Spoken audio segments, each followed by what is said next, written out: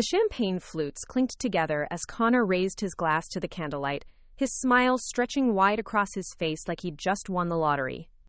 The dining room table at Chez Laurent was draped in crisp white linen, adorned with roses that probably cost more than my monthly grocery budget. Mom and Dad flanked Connor on either side, their faces glowing with the kind of pride that makes your chest tight when you're sitting across from it, uninvited to the celebration. Before we jump back in, tell us where you're tuning in from, and if this story touches you, make sure you're subscribed, because tomorrow, I've saved something extra special for you.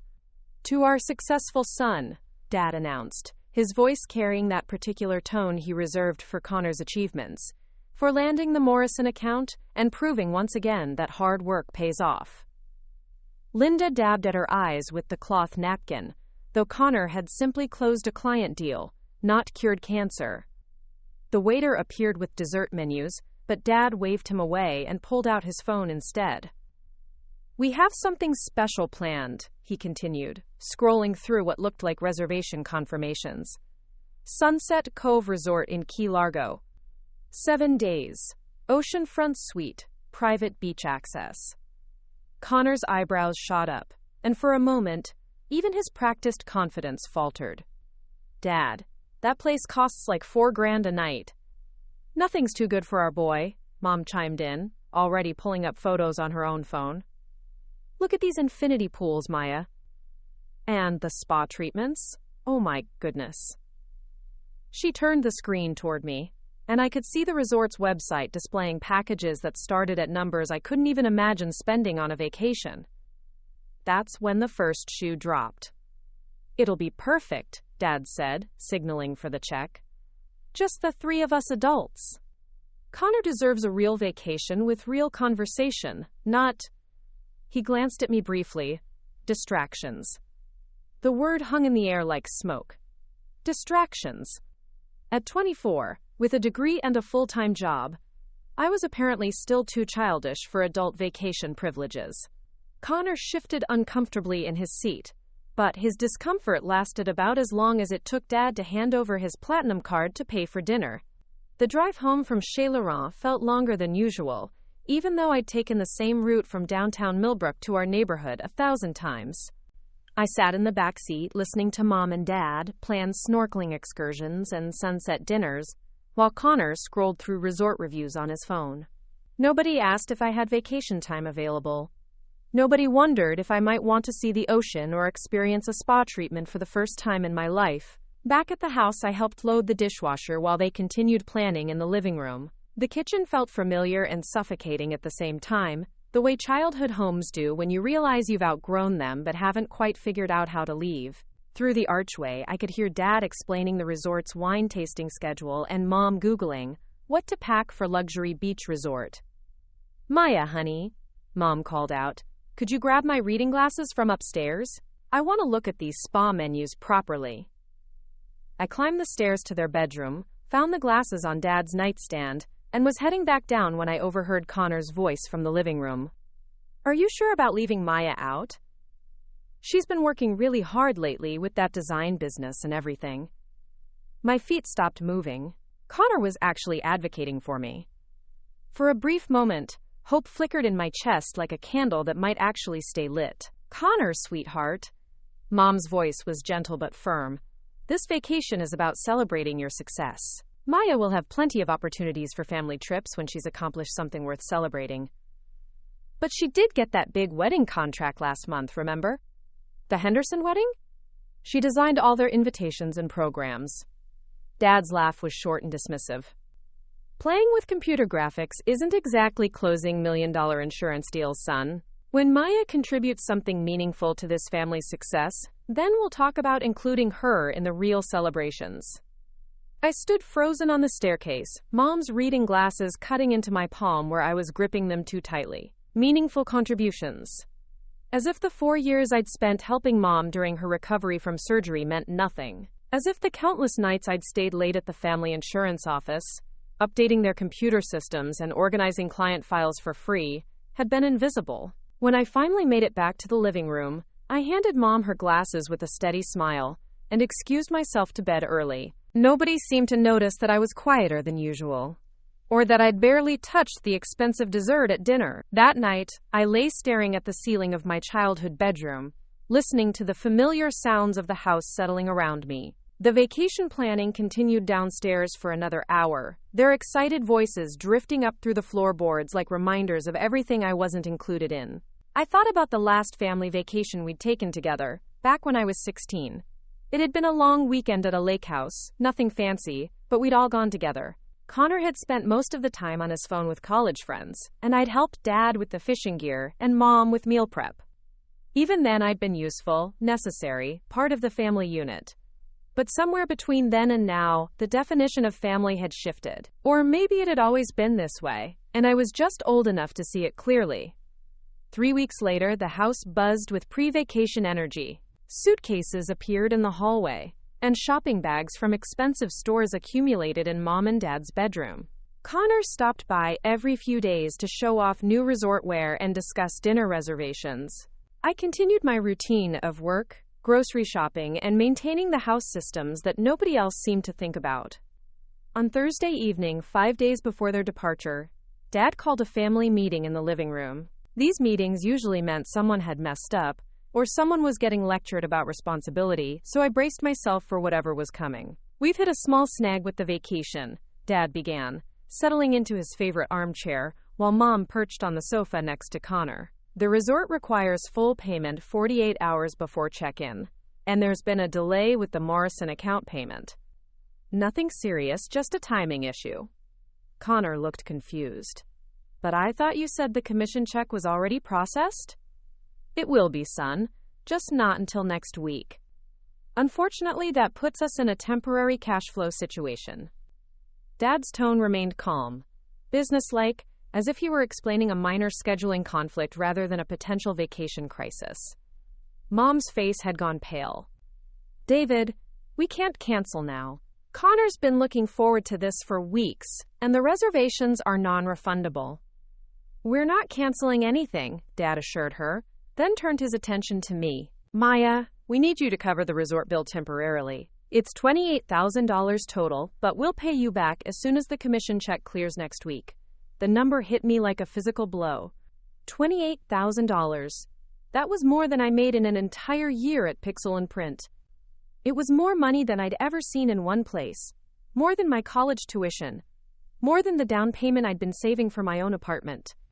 "I don't have that kind of money," I said, my voice sounding smaller than I intended. Dad's expression shifted to mild irritation, as if I was being deliberately difficult. "Of course you do. You've been living here rent-free for 2 years, working full-time, running that little side business. Where else would your money go?" The assumption stung almost as much as the request itself. Where else would my money go? It went to the groceries I bought when Mom was too busy to shop. It went to the car repairs I'd paid for when Dad's BMW was in the shop and he'd borrowed mine for 2 months. It went to the graduation gift I'd bought Connor when he finished college, and the birthday dinners I'd quietly covered when restaurant bills came and every... Preparing and narrating this story took us a lot of time, so if you are enjoying it, subscribe to our channel. It means a lot to us. Now back to the story. Everyone else suddenly seemed to have forgotten their wallets. "I have some savings," I admitted, "but not nearly that much. And what I do have is for my future, for eventually getting my own place." Connor shifted uncomfortably. "Maybe we could find a less expensive resort?" "There have to be other options." "Absolutely not," Mom said firmly. "This is supposed to be a celebration of your achievement, Connor. We're not downgrading to some budget hotel because of temporary financial logistics." Dad leaned forward, his tone taking on the persuasive quality he used with hesitant insurance clients. "Maya, this is a family investment. When Connor succeeds, we all succeed. His career trajectory affects all of us, including your future opportunities within the family business." The implication was clear. Help fund Connor's celebration vacation, or risk being excluded from future family financial benefits. It was emotional blackmail wrapped in business terminology, and it made my stomach turn. "I need time to think about it," I said, standing up from the couch. "There isn't much time," Dad called after me as I headed toward the stairs. "We need confirmation tomorrow if we're going to hold the reservation." In my room, I pulled out my laptop and logged into my banking app. The numbers stared back at me in stark black and white. Savings account, $12,847. Checking account, $3,205. The wedding invitation business had been growing slowly but steadily, and I'd been careful with every dollar, dreaming of the day I could afford my own space, my own life, my own choices. But even if I emptied every account I had, I'd still be short more than $10,000. I scrolled through my phone, looking at credit card apps and personal loan options, each one requiring the kind of credit history and income verification that would take weeks to process. There was no way to make this work, even if I'd wanted to bankrupt myself for a vacation I wasn't invited on. Unless. I opened my desk drawer and pulled out the small wooden box I kept hidden under old birthday cards and high school papers. Inside was a single key and a folded piece of paper with account information, Grandmother Rose's emergency fund. She'd given me access when I turned 18, with strict instructions that it was only for true emergencies, for moments when I needed independence more than I needed family approval. Sometimes, sweet girl, she'd whispered during one of our last conversations before she passed, the people who love you most will ask you to sacrifice pieces of yourself for their comfort. This money is so you never have to choose between your future and their approval. The account balance, last I'd checked 2 years ago, was around $30,000. Enough to cover the vacation, and then some. But touching that money felt like betraying Grandma Rose's trust, using her gift to enable the very behavior she'd warned me about. I closed the box and put it back in the drawer. The next morning, I found Dad in the kitchen reading the newspaper with his morning coffee. Mom and Connor were still asleep, and the house had that quiet early morning feel that made difficult conversations seem possible. I can't cover the resort bill, I said without preamble. I don't have access to that kind of money. Dad folded his newspaper slowly, his jaw tightening in a way that meant his patience was running thin.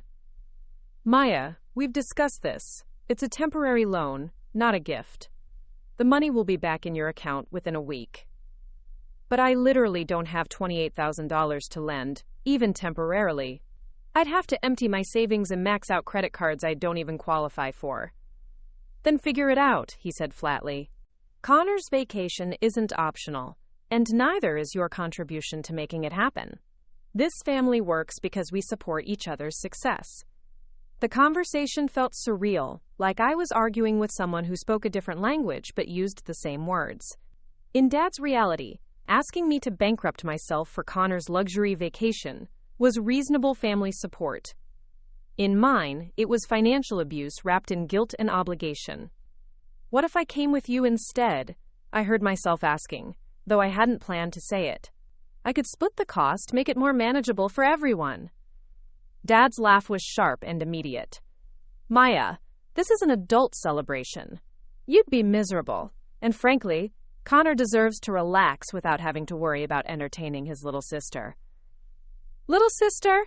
At 24, with a college degree and a business I'd built from scratch, I was still Connor's little sister who needed entertaining rather than a family member who deserved inclusion. Besides, Dad continued, someone needs to stay here and keep an eye on the house. And your mother's been worried about those client files at the office. It would be perfect for you to spend the week catching up on data entry. So not only was I expected to fund their vacation with money I didn't have, but I was also supposed to house sit and provide free office labor while they lounged on private beaches. The audacity was breathtaking. I spent the morning at work, trying to focus on client projects while my phone buzzed with increasingly urgent text messages from Mom. Have you thought more about the resort situation? Connor is really looking forward to this trip.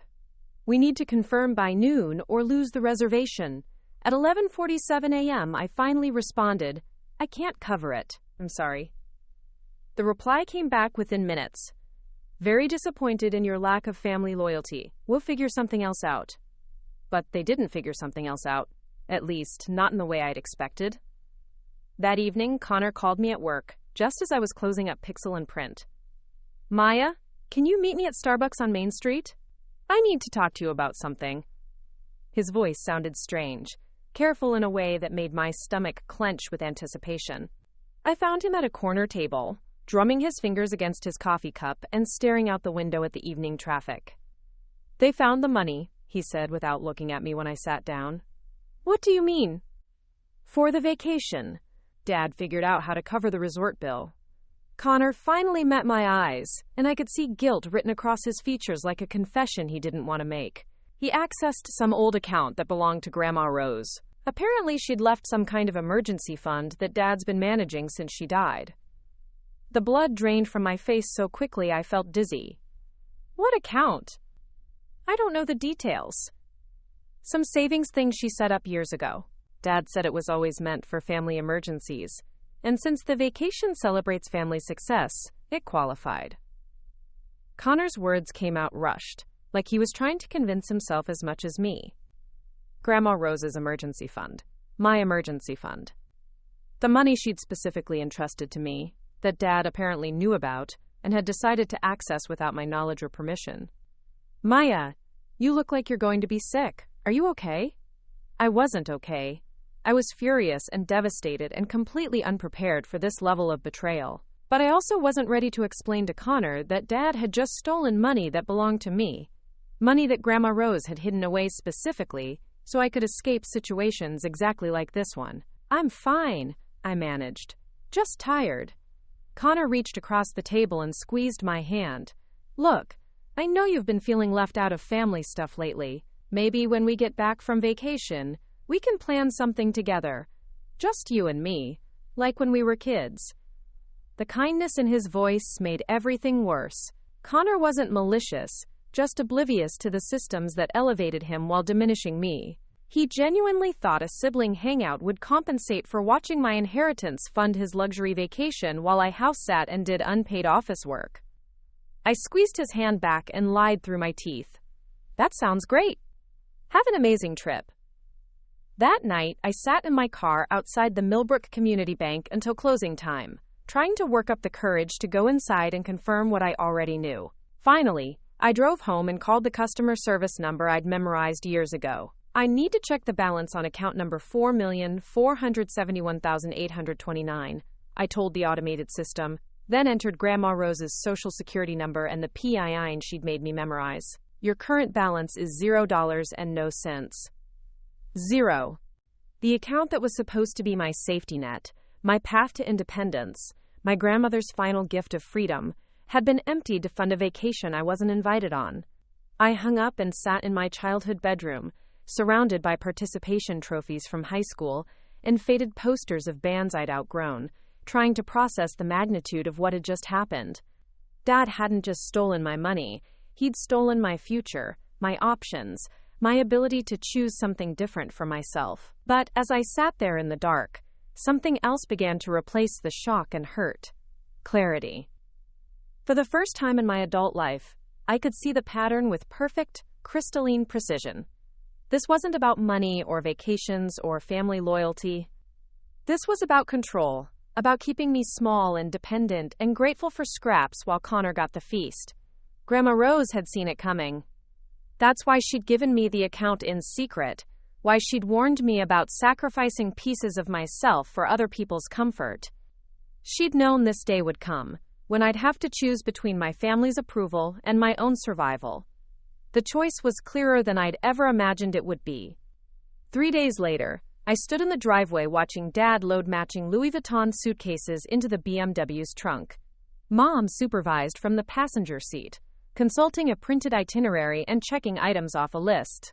Connor sat in the back, scrolling through his phone and occasionally looking up to make sure I was still playing my assigned role as the dutiful daughter seeing them off.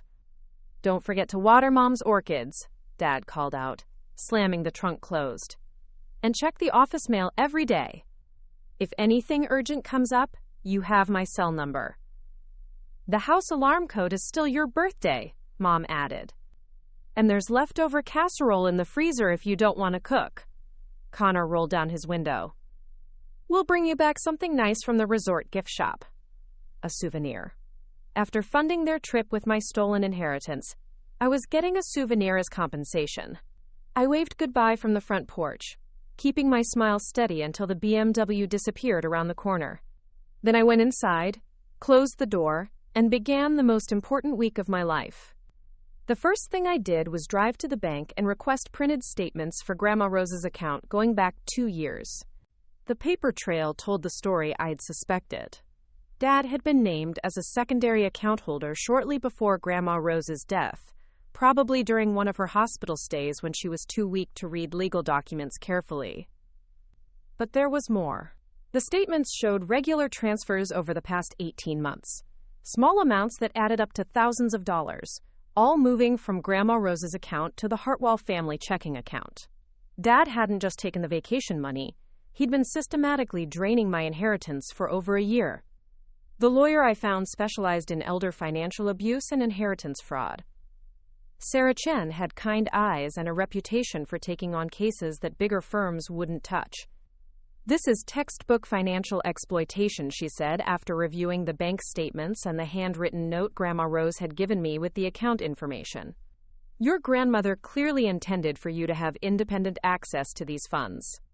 Your father's actions constitute theft, regardless of any secondary account holder status he may have obtained." Sarah explained that inheritance theft cases could take months or even years to resolve, especially when family members were involved. But she also mentioned something that made my pulse quicken. Criminal fraud charges were possible if we could prove Dad had misrepresented his intentions when he was added to the account. "I need you to document everything," Sarah said, sliding a legal pad across her desk. "Every conversation about money, every time you've been asked to contribute financially to family expenses, every instance where your siblings received different treatment. The more evidence we have of a pattern, the stronger our case becomes."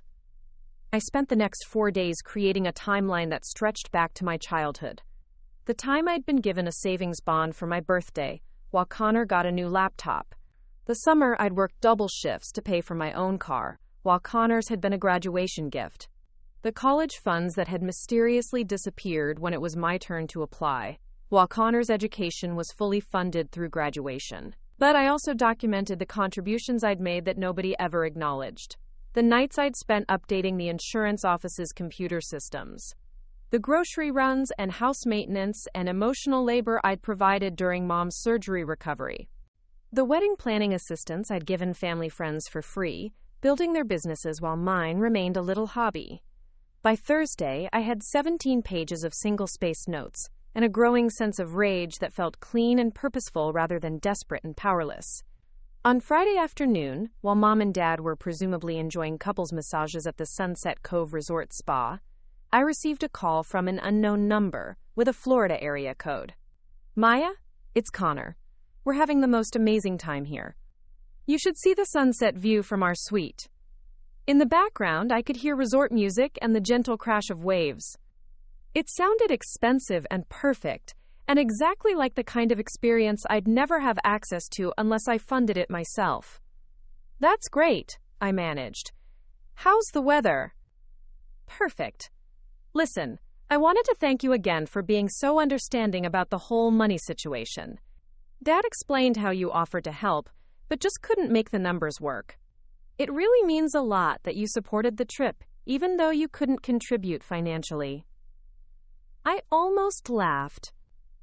Dad had rewritten history so completely that Connor now believed I'd graciously supported a vacation I'd actually opposed, funded with money that had been stolen from me. "Connor, did Dad mention how he ended up covering the resort bill?" "Oh, some old account of Grandma Rose's that he'd been managing. He said she always intended for her money to support family achievements, so it felt right to use it for this celebration." Grandma Rose had never met Connor's girlfriend. She'd died before his college graduation. The idea that she would have wanted her emergency fund used for his luxury vacation was absurd, but Connor had apparently accepted Dad's explanation without question. "Well, I'm glad it worked out," I said. "Maya, are you sure you're okay? You sound different." For a moment, I considered telling him everything. But Connor was calling me from a $4,000 a night resort suite, funded with my stolen money, while I sat in an empty house doing unpaid office work. He was complicit in this system, even if he didn't understand its mechanics. "I'm fine, just missing you guys." After I hung up, I called Sarah Chen. "I'm ready to file charges," I said. The criminal complaint was filed on Monday morning. By Tuesday afternoon, fraud investigators were requesting bank records and interviewing witnesses. By Wednesday, local news stations were running stories about Millbrook Insurance executive under investigation for elder financial abuse.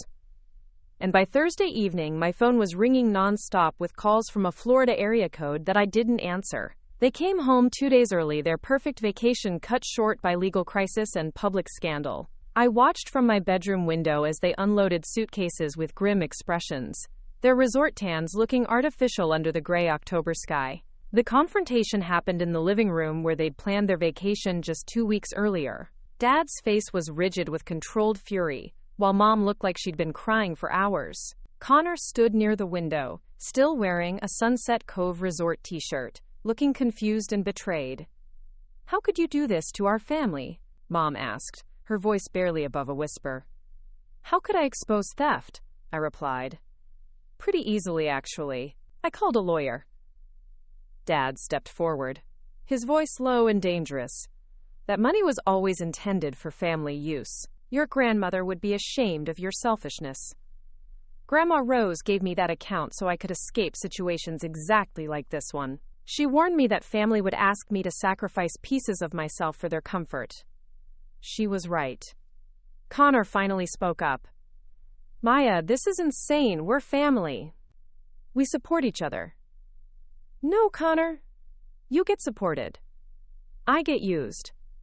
I pulled out the timeline I'd created and set it on the coffee table. 17 pages documenting 20 years of financial manipulation.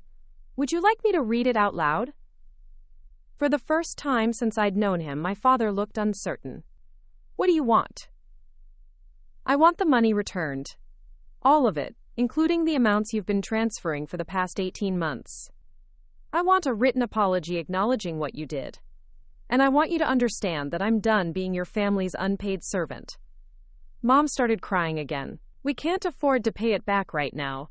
The vacation, Connor's apartment down payment, the office renovations." "You'll figure it out," I said, using Dad's favorite phrase. "Sell something, take out a loan, ask Connor to contribute to family expenses for once in his life. This will destroy everything," Dad said. "The business, our reputation, Connor's career prospects. Good. Maybe destruction is what this family needs." I left them in the living room and went upstairs to pack. Everything I owned fit into 2 suitcases and a backpack, which said something profound about either my minimalism or my stunted life. Ms. Rodriguez opened her door before I could knock, just like I'd hoped she would. "Maya Santos Hartwell," she said, using my full name the way she had in high school when I was spiraling and needed someone to see me completely. "I've been wondering when you'd show up." Her house smelled like coffee and cinnamon, warm and safe in a way that made my chest ache with relief.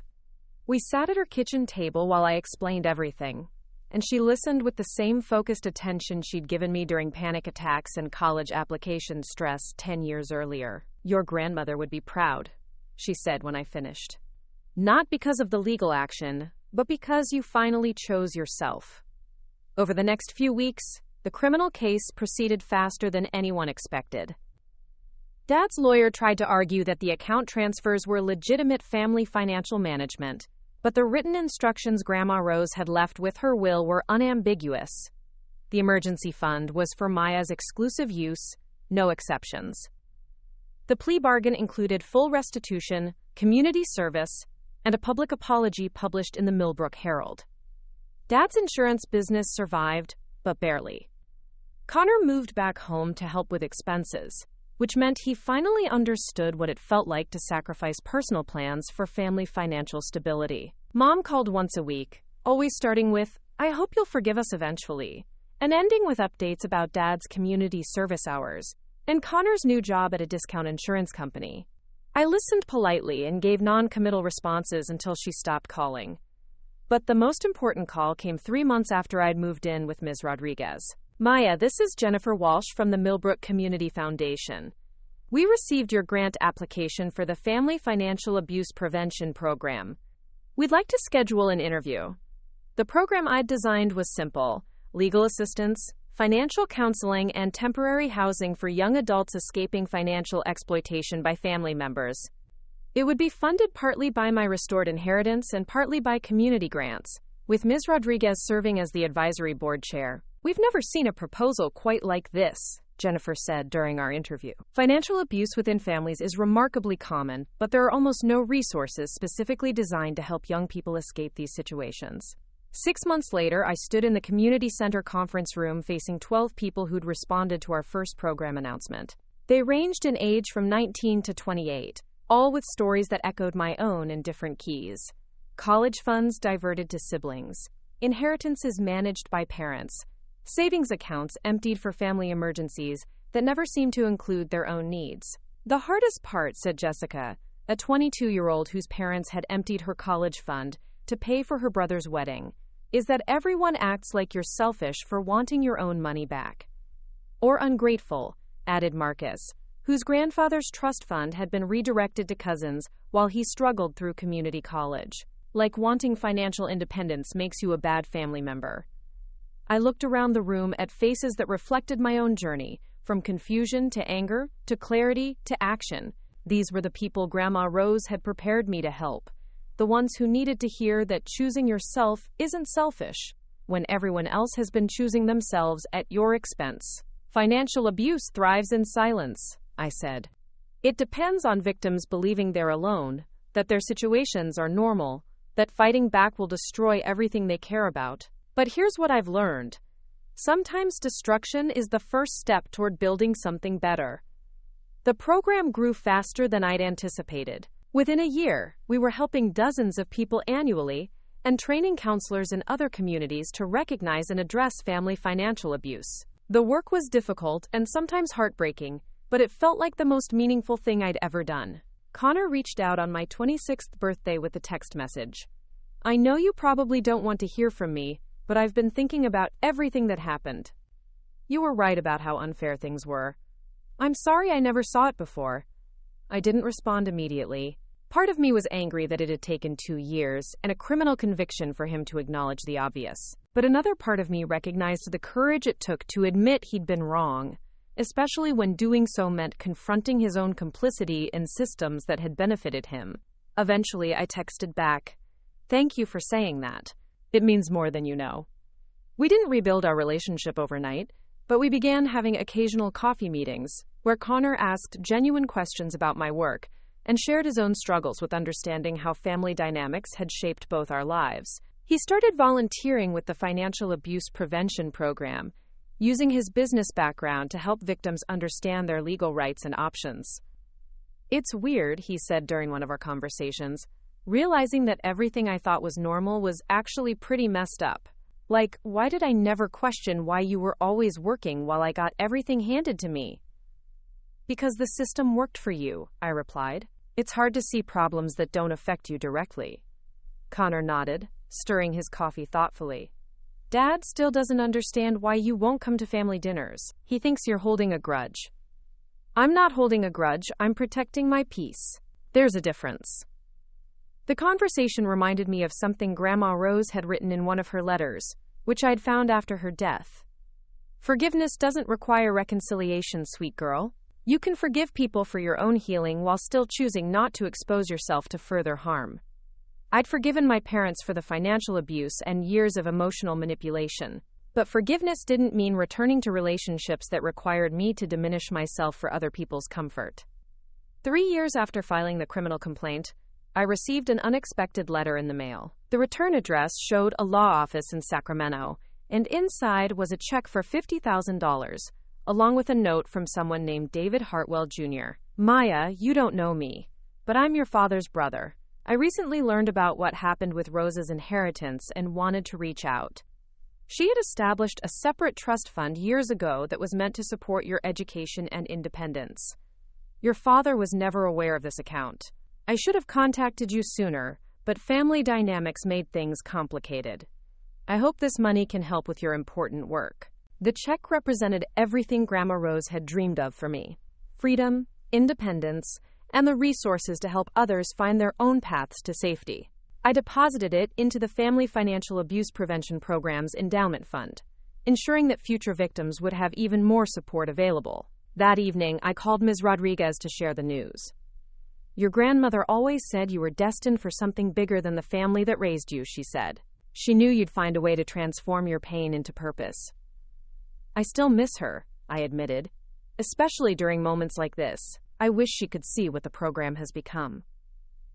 Oh, sweetheart, Ms. Rodriguez laughed gently. She can see it. Every person you help escape financial abuse, every family pattern you help break, every young person who learns they deserve better treatment, that's her legacy living on through you. 6 months later, I stood in front of the Millbrook City Council, requesting funding for a new initiative, financial literacy and independence workshops for high school students, designed to help them recognize manipulation and build healthy boundaries around money before they became adults. Too many young people enter adulthood without understanding their rights or options when family members exploit them financially, I explained to the council members. This program would give them tools to protect themselves and recognize red flags before they become victims. The funding was approved unanimously, and the workshops launched that fall. Teaching teenagers about financial independence felt like planting seeds that would grow into stronger family dynamics and healthier relationships for generations to come. But the most rewarding part of the work came during our monthly support group meetings, when I watched people transform from confused victims into empowered advocates for their own lives. They reminded me that courage isn't the absence of fear. It's the decision to act despite fear, to choose growth over comfort, to build something better, even when destruction feels safer. You gave me permission to choose myself, Jessica said during her final support group meeting, before moving across the country for graduate school. I didn't know that was allowed until I heard your story. That permission to choose yourself, to prioritize your own well-being, to build a life that serves your values rather than other people's expectations, was the most valuable gift I could offer. It was the same permission Grandma Rose had given me through her emergency fund, the same permission I'd learned to give myself through years of difficult choices and necessary boundaries. The family vacation that had started this journey was supposed to celebrate Connor's success while excluding me from the joy. Instead, it became the catalyst for me to build something far more meaningful, a life where success was measured not by who included me, but by how many people I could help include themselves in their own stories of liberation and growth. They gave Connor a luxury vacation, but I built a legacy that no one could ever take away. The crisp, morning air hit my face as I stepped off the Greyhound bus in Cedar Heights, my single backpack feeling impossibly light on my shoulders. 6 months had passed since I'd walked away from my family's financial manipulation, and I was finally ready to return to the same state where it had all begun. But this time, I wasn't running towards safety. I was walking into something entirely different.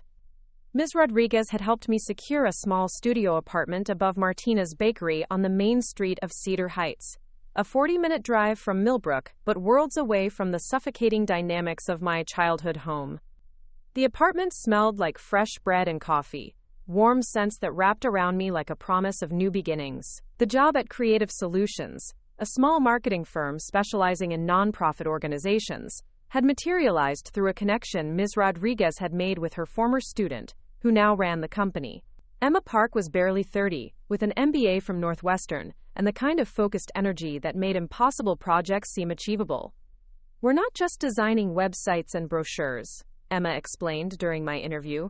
We're helping organizations tell their stories in ways that create real change. Our clients include domestic violence shelters, literacy programs, immigration advocacy groups, and financial counseling services. The mention of financial counseling had caught my attention immediately. During my months away, I'd spent countless hours researching family financial abuse, discovering that my experience wasn't unique or even uncommon. Millions of people worldwide lived under the control of family members who manipulated money as a tool of power and dependency. My first major project at Creative Solutions involved developing educational materials for the Regional Financial Literacy Center, an organization that provided free counseling and workshops to help people escape debt cycles and predatory lending situations. As I designed infographics about recognizing financial manipulation and protecting personal assets, I found myself drawing directly from my own experience in ways that felt both healing and purposeful. These materials are incredibly compelling, said Dr. Angela Torres, the center's director, during a client meeting. They address psychological and emotional aspects of financial abuse that most educational resources ignore. Have you worked with victims of economic exploitation before? Emma glanced at me curiously. I'd been deliberately vague about my background during the hiring process, mentioning family issues without providing specific details. But sitting in that conference room, surrounded by materials designed to help people recognize and escape exactly what I'd lived through, I felt ready to be more honest about my qualifications. I have personal experience with family financial abuse, I said carefully. My perspective comes from having lived through it rather than just studying it academically. Dr. Torres leaned forward with obvious interest. Would you be willing to share your story with our counseling team? We're always looking for ways to help our staff better understand the emotional complexity that clients face when dealing with family financial manipulation. The invitation felt like a doorway opening to something I hadn't known I was seeking. Over the following weeks, I began speaking informally with the center's counselors about the psychological tactics my family had used to justify their financial exploitation. The conversations revealed patterns I'd never fully recognized, even in my own experience. Financial abusers often isolate their victims by convincing them that their situation is unique or shameful, explained Sarah Kim, one of the center's senior counselors. They make victims believe that asking for help would be betraying family loyalty or admitting personal failure. That's exactly what happened to me, I replied. Every time I questioned why I was always expected to contribute while my brother received everything for free, I was told I was being ungrateful or selfish. The problem was framed as my attitude, not their behavior. These conversations led to an unexpected opportunity. Dr. Torres asked if I'd be willing to facilitate a support group for young adults dealing with family financial abuse. The center had been receiving increasing requests for services related to inheritance manipulation, educational funding theft, and family economic coercion, but they lacked facilitators with lived experience of these specific issues. I've never run a support group before, I admitted. I'm not sure I'm qualified to help other people process trauma. I'm still working through myself. Dr. Torres smiled reassuringly. The most effective peer support often comes from people who are early in their own healing journey. You don't need to have everything figured out to offer valuable perspective and validation to others. The first support group meeting took place on a Thursday evening in October, in a conference room at the Financial Literacy Center that smelled like coffee and photocopier toner. I'd expected maybe 3 or 4 people to show up, but 12 individuals ranging in age from 19 to 28 filled the circle of chairs I'd arranged. Each person carried a story that echoed themes from my own experience, while highlighting the diverse ways family financial abuse manifested across different backgrounds and circumstances. Jessica, a nursing student whose parents had emptied her college fund to pay for her brother's wedding. Marcus, whose grandmother's inheritance had been redirected to cousins while he struggled to afford community college. Aisha, whose family pressured her to turn over her entire paycheck from her part-time job to help with household expenses, while her siblings kept their earnings. I thought I was the only one going through this, said David, a 22-year-old whose parents had taken out credit cards in his name to fund family vacations. My friends don't understand why I can't just tell my parents no. They don't get how guilty and manipulative the whole dynamic becomes. The group met weekly, and each session revealed new dimensions of how financial abuse operated within family systems. We discussed the difference between healthy family financial cooperation and exploitative manipulation. We practiced setting boundaries around money and recognizing emotional blackmail disguised as family loyalty. We shared strategies for protecting personal assets and building financial independence despite family resistance.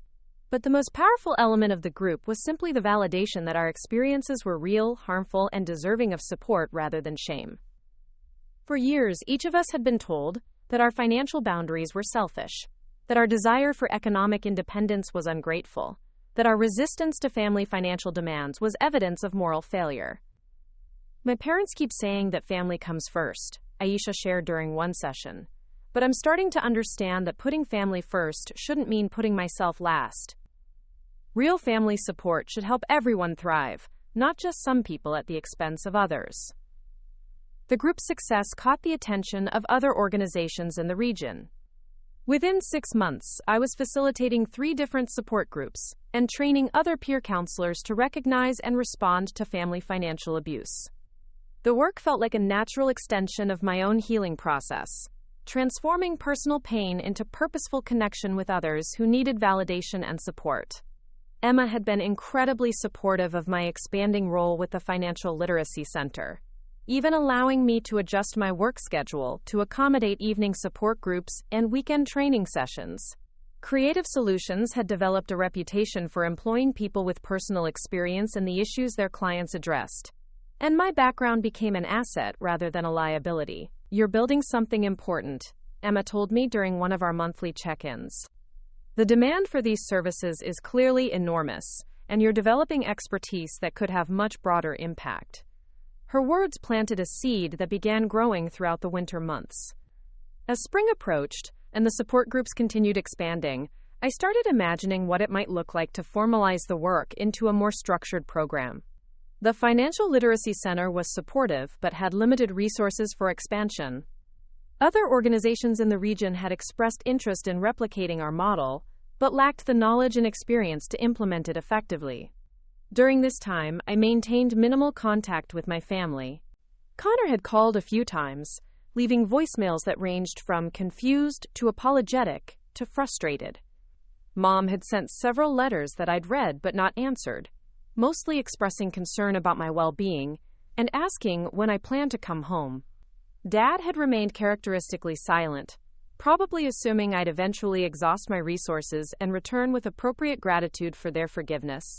I hadn't forgiven them, but I also hadn't entirely closed the door on eventual reconciliation.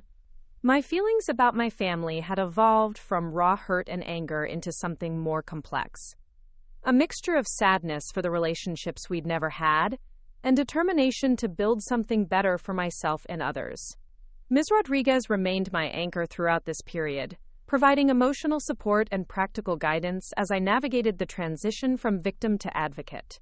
Our weekly dinners had become a sacred ritual, time for processing the week's challenges and celebrating incremental progress. "You've changed," she observed one evening as we shared takeout Chinese food in her kitchen. "Not just in what you're doing, but in how you carry yourself. There's a confidence now that wasn't there before." She was right.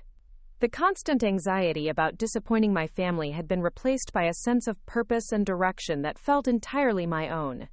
I was making decisions based on my values and goals, rather than trying to anticipate other people's reactions. The freedom was intoxicating and occasionally overwhelming, but it was unmistakably mine. "I think I want to start my own organization," I told her.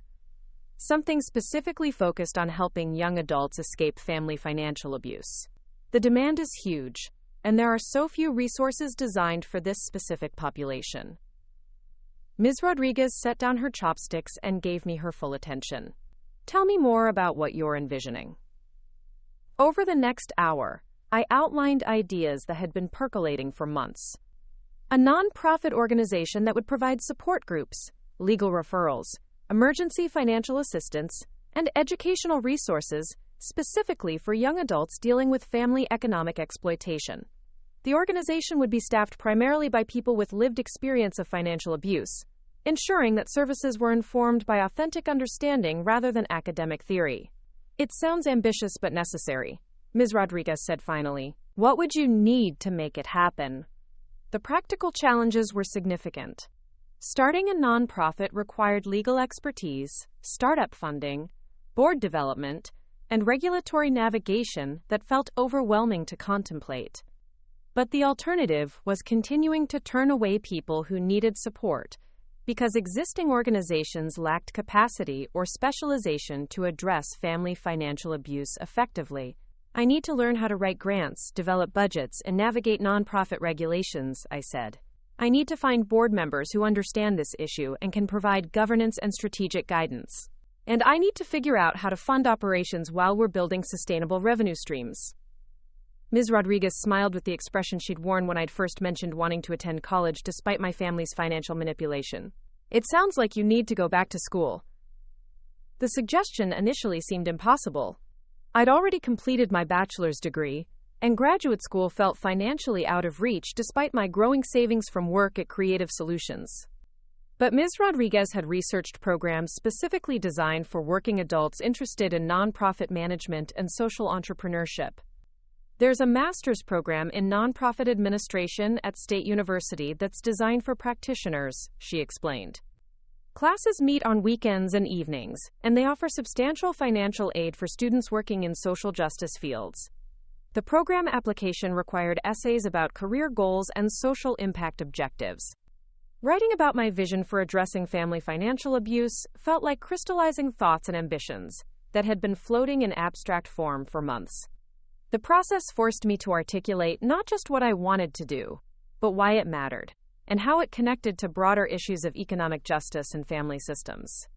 I was accepted into the program with a partial scholarship that covered tuition costs, leaving me responsible only for books and fees. The coursework included nonprofit law, grant writing, financial management, program evaluation, and organizational development. Each class provided tools and frameworks for transforming my grassroots support group work into a sustainable organization with measurable impact. The most valuable component of the program was the practical experience requirement. Students were expected to complete internships or independent projects that applied classroom learning to real-world nonprofit challenges. I proposed developing a comprehensive manual for implementing family financial abuse prevention programs, complete with facilitator training materials, legal resource guides, and evaluation tools. The project consumed my second year in the program, but it also provided a foundation for the organization I was planning to launch. The manual included everything I'd learned through facilitating support groups, research I'd conducted on family financial abuse prevalence and impact,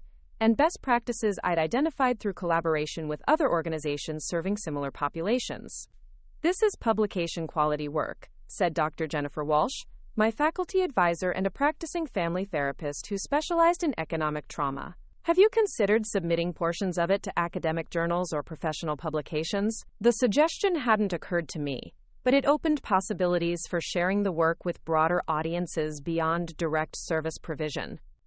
Over the following months, I adapted sections of the manual into articles for social work journals, family therapy publications, and legal advocacy magazines. The response was immediate and overwhelming. Practitioners from across the country reached out requesting training on family financial abuse recognition and intervention. Universities invited me to guest lecture in social work and family studies programs. Legal aid organizations asked for consultation on inheritance manipulation cases. "You've identified something that was hiding in plain sight," Dr. Walsh explained.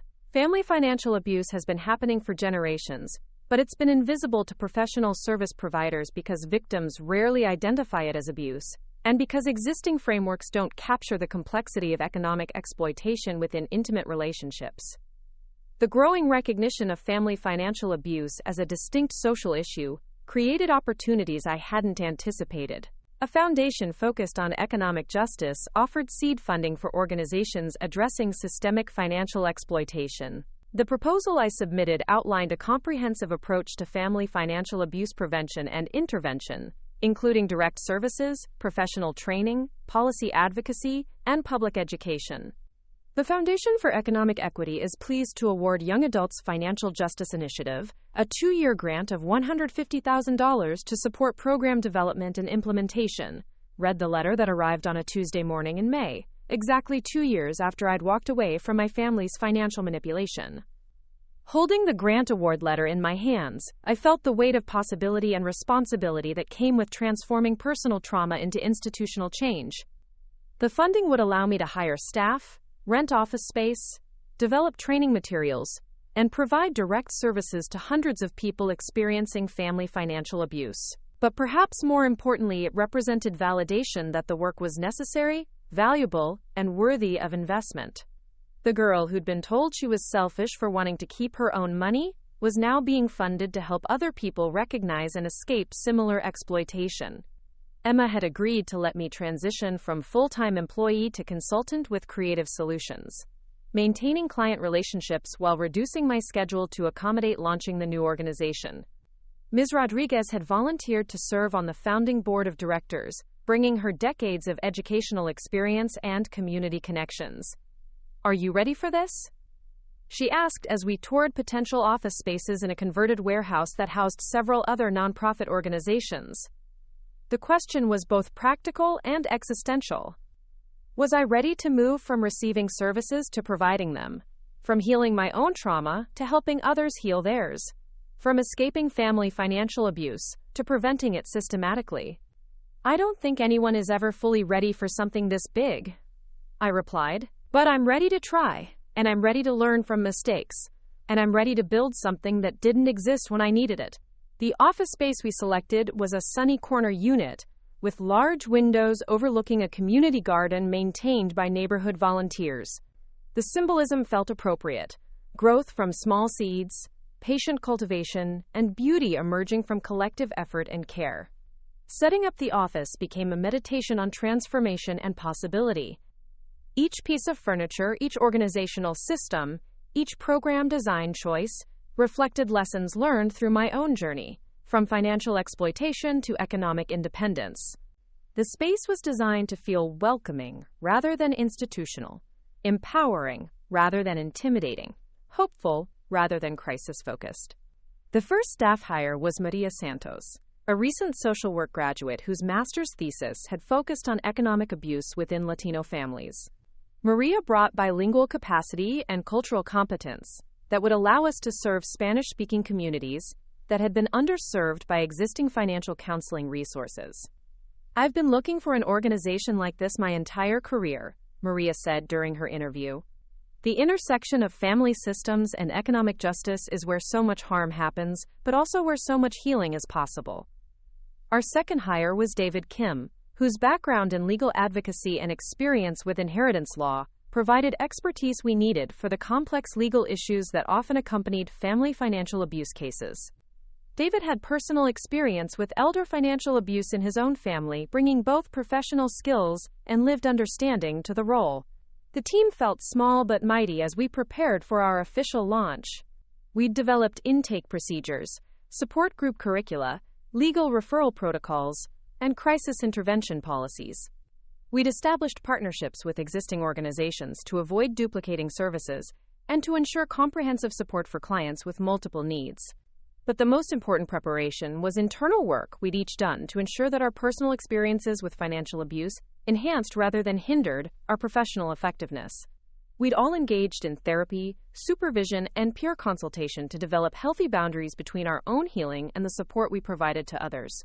Working in trauma-informed practice means acknowledging that our personal experiences affect our professional work, explained Dr. Walsh, who'd agreed to provide monthly supervision for our team. The goal isn't to eliminate that influence, but to understand it and use it consciously rather than unconsciously. On a warm Thursday morning in September, Young Adults Financial Justice Initiative opened its doors for the first time. Our first client was a 19-year-old college student whose parents had been intercepting her financial aid checks and using them to pay household bills while telling her that the money had never arrived. I thought I was going crazy, she said during her intake appointment. Everyone kept telling me that I must have misunderstood the financial aid process, that colleges don't just lose disbursement checks. But I knew something was wrong, and I didn't know who to believe. Sitting across from her in our sunny office, listening to her describe the gaslighting and manipulation she'd experienced, I felt the profound privilege of being able to offer validation, resources, and hope to someone walking through the same darkness I'd navigated just 3 years earlier. What you experienced is called financial abuse, I told her. It's real, it's harmful, and it's not your fault. We're here to help you understand your options and support you in whatever decisions you make about your relationship with your family and your money. Her relief was visible, physical, like she'd been holding her breath for months and could finally exhale. That moment crystallized why the organization needed to exist, and why the work was worth every challenge we'd face in building and sustaining it.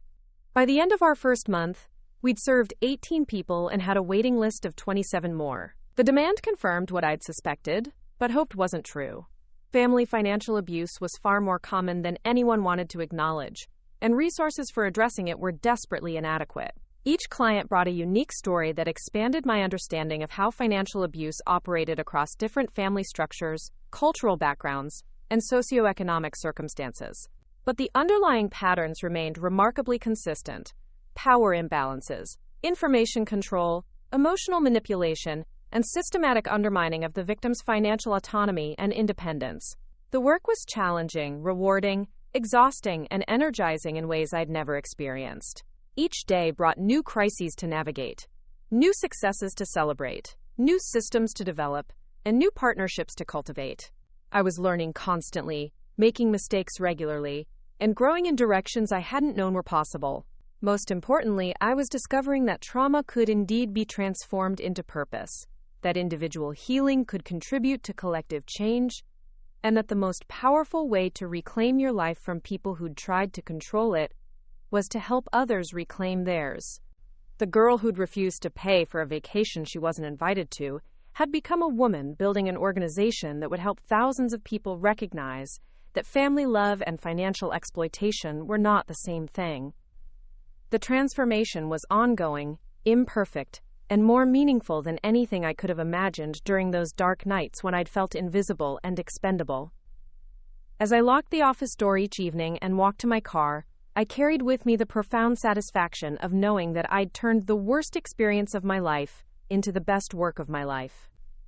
The organization was just beginning, but the foundation was solid, built on authentic experience, genuine compassion, and unwavering commitment to ensuring that no one else would have to choose between their family's approval and their own financial future. The vacation money had been spent long ago, but the real inheritance was just beginning to compound. Up next, you've got 2 more standout stories right on your screen. If this one hit the mark, you won't want to pass these up. Just click and check them out.